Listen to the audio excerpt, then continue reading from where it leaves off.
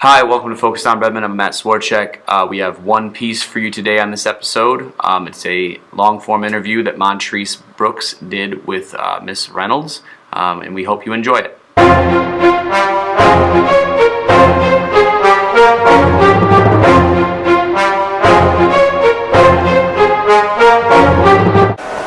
Okay, so today we have with us Mrs. Reynolds.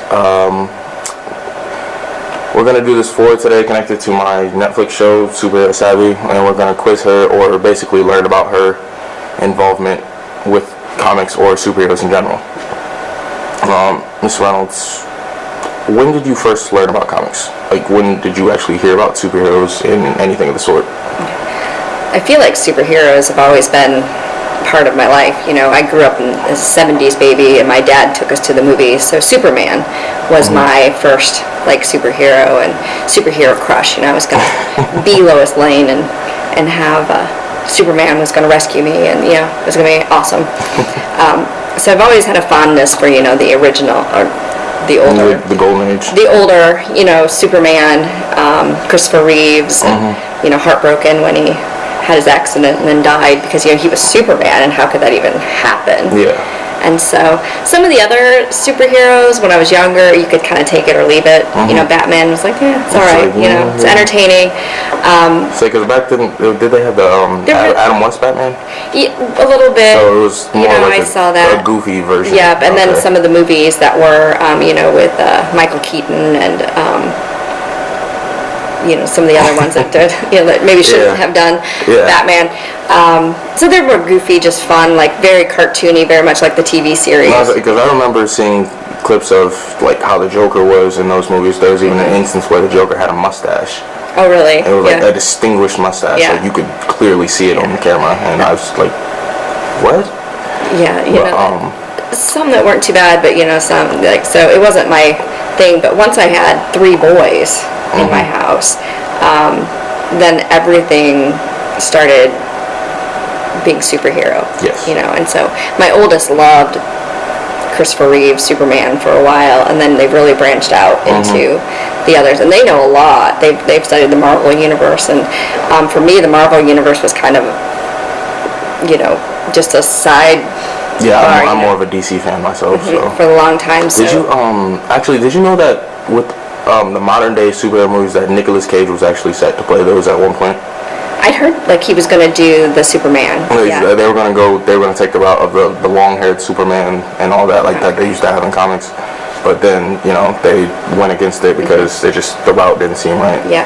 Well, and, you know, I don't know. I remember reading an article that he was being considered, and I thought, you know, his acting style and everything. I couldn't see him being Superman. Didn't feel like Superman. No. Like that dude that could just make me feel, you know, hopeful and completely safe. But. And I know not everybody loved Brandon Routh as the reboot of Superman.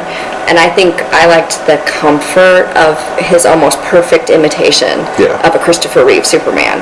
But a lot of people criticized him for not taking his own path with Superman. But like when I saw it, I was like, oh, it's like my childhood. You know, this is my Superman.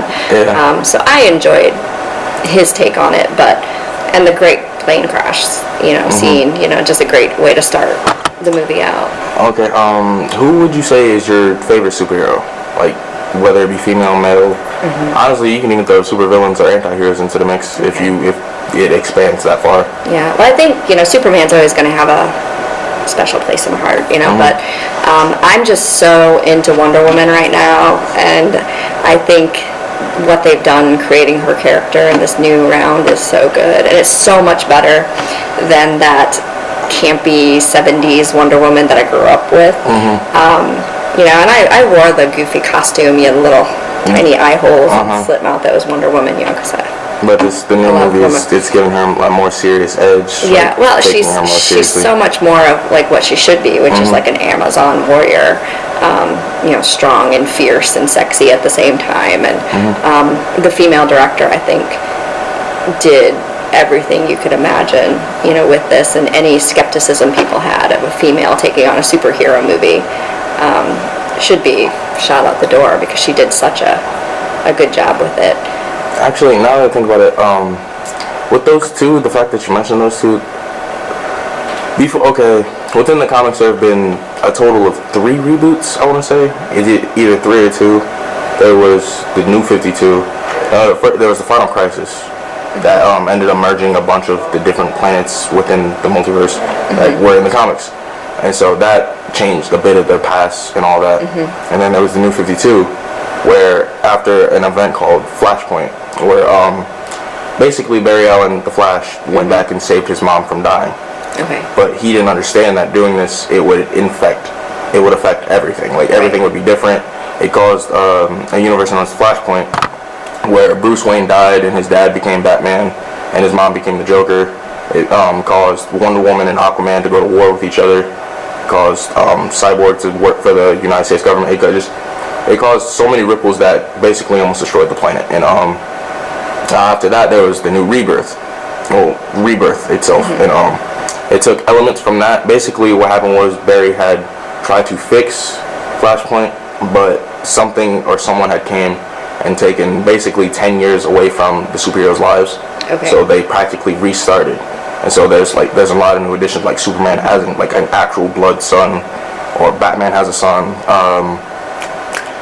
Wally West is African American. Like, there's just a bunch of notable differences. And at the beginning of this new Rebirth, though, it was said that Superman and Wonder Woman were actually in a relationship together. Okay. But the thing is, the Superman that existed before this new reboot was still there, but he was just in hiding because there was already a current Superman. And he came out when that Superman died. He actually used to go by Clark White instead of Clark Kent. And when that Superman died fighting, I want to say Doomsday, or it was something that killed him. And he came out of hiding, but he also had his universe's Lois Lane with him, and they had a son. So he ended up becoming the mainstream Superman, and him and Wonder Woman were no longer in a relationship. Okay. But how much do you actually know about those two? Or like whether it be their strengths, their weaknesses, with their abilities, what they can do, their backstories, just like between Superman and Wonder Woman. I mean, I don't have near the comic book depth, that you have. I'm very much like educated through like movies and articles that pop up in my newsfeed, kind of thing. Like I said, my boys probably know a lot more than I do about that. So, Superman, the backstory, on Krypton with his parents and coming to Earth. And I watched a little of Supergirl, where it had the idea that she was sent first, but then was caught up in the Phantom Zone. That actually, it's actually really similar to the comic backstory. It's just the fact that she wasn't actually trapped in the Phantom Zone, at least to my knowledge, because I myself, I don't know very much about Supergirl, but it said that she actually got caught in the sun's gravitational pull, and so her capsule just kept rotating and rotating the sun, which is why it's actually theorized that Supergirl has the potential to be stronger than Superman, because she spent so much time in the sun. It's because they get their power from solar radiation, and so the fact that she just sat there and rotated it for about, I want to say 15 years. I feel like that's what it was. So they say that she does have the potential to be stronger than him. And funny thing about that actually is I did just do an episode for my Netflix show called me talking about kryptonite. But like not just the fact that there's more than one, because most people only know the green because of Smallville, the movies. They only know like of the green kryptonite, but there's actually like several different kryptonites, like including silver, orange, not orange, but pink, black. There's different versions. And I haven't really got into an episode of Wonder Woman, but I did find out that there used to be a comic where she supposedly had a brother, like an actual blood brother named, I think it was Jason.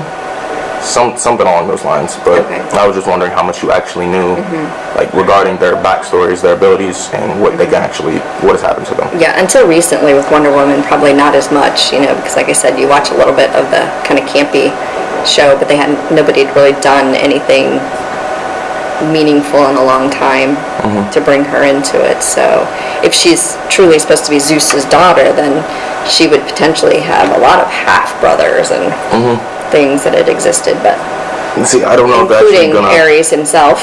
I don't know if they're gonna actually, considering I've yet to see the movie, so I don't really know like if she kills Ares or if it's like or if he just disappears to come back as another villain again, because with comics they do that, like they capture him, but they don't kill them. Yeah, and there's definitely no final, like there's the dead body, Exactly. scene, like that's it, because in the comics she actually did kill Ares, and herself she became the god of war. So I don't know if they're just waiting to take that route for a Wonder Woman 2, or if they're just gonna there was actually a comic that came out known as the Dark Side War, where basically the entire Justice League became gods in their own right. And her involvement was, she didn't really gain any new abilities considering she already herself was a god, but it was just very interesting to see like Steve Trevor himself was actually in the comic and became bonded to a thing known as the anti-life equation, which is basically this ability to just be able to wipe out anything. Okay. And so to see like someone so connected to her gain that, and just her struggles as she watched him, kind of lose himself, well actually a lot lose himself, because basically took over his body. So me myself, I don't know much about Wonder Woman either, even with the comic knowledge that I have. Yeah. I've only seen certain things, and she herself, I had just recently read a comic where her like explaining how her backstory is confusing, like almost as it's being switched up every few days, or like there's even a panel where she herself walked up and crushed the helmet of like the God of War, and she said herself like she shouldn't be able to do that. I never actually got to finish the comic though before, so I'll probably have to go back and look into that. But yeah, and all of these reboots, in Hollywood, as they take their spin, then your backstory and everything there's several is tweaked, differences. and so it's hard to say like this is the story, and then they take all the opportunities to go back and explore it again, which is kind of fun, to just take this. It's a good world where you can take a story, play it out, and then go back and say, what if? And I think I like that about these superhero movies, because you can always go back and do, but what if they work together? What if they became enemies? What if, and do a whole new storyline.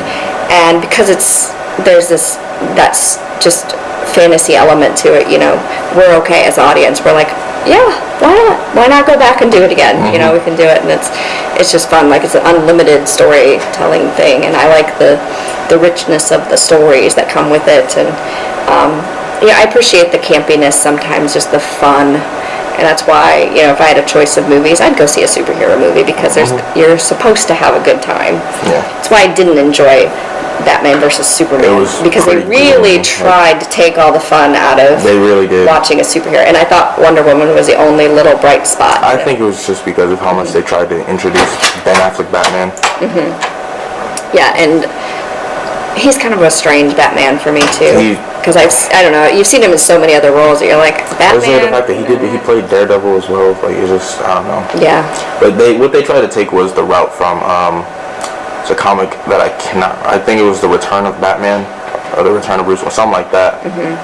And this was when Batman had gotten old and wanted to fight Superman, so he built himself a suit of armor, and like it was very similar to the comic that actually existed. But that's all we have for today. I'd really like to thank you for coming down here and talking to me about this. Sure. Give me my assignment. It's fun. It's one of my favorite, things to do for entertainment. So. All right. Well, this is Miss Reynolds, and she enjoys superheroes, guys. Yeah. Thanks.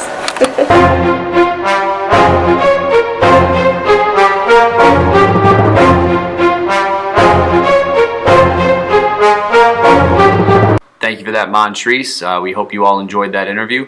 We hope you enjoyed this episode of Focus on Redmen, and we hope to see you next time.